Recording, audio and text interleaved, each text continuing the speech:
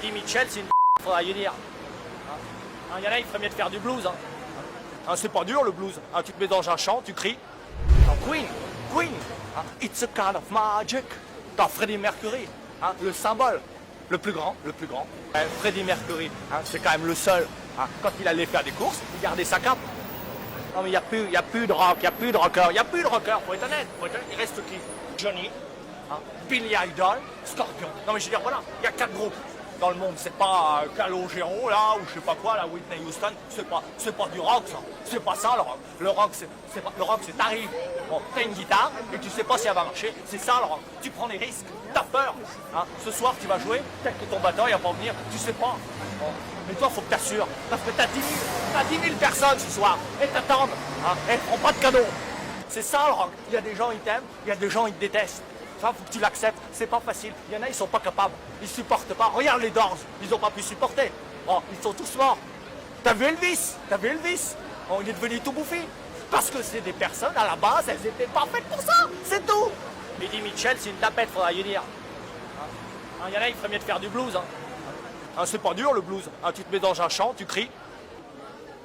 Le rock, c'est un monde à part. Tu peux te suicider à n'importe quel moment. T'as pas de famille, t'as même pas de père. Ça se trouve, t'en as jamais eu. Led Zeppelin en 71. Ils sont arrivés sur scène en dragster. Ils ont brûlé 10 personnes au premier rang. Ouais, mon pote. Un groupe de rock, c'est un groupe qui se drogue. Alain Bachung, il se drogue. C'est du rock.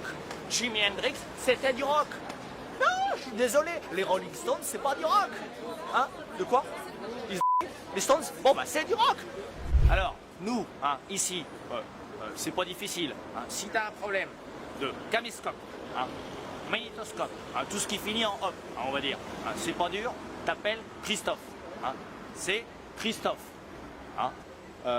Pour les Jeux Olympiques, par exemple, il est passé dans le quartier, il est passé chez tout le monde, il a vérifié tous les téléviseurs.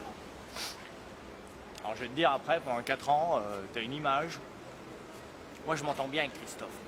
Et je suis pareil, moi. Moi, je bricole énormément. Tu vois, chez moi, mon volet roulant, j'ai tout démonté. Il y a plein de trucs comme ça, si tu réfléchis, tu peux bricoler. Il y a plein de trucs que tu peux faire tout seul. Même, je vais dire, même de l'électroménager. Moi, j'ai jamais acheté un lave-linge. Oh, attends, tu vas pas me dire que c'est compliqué, non?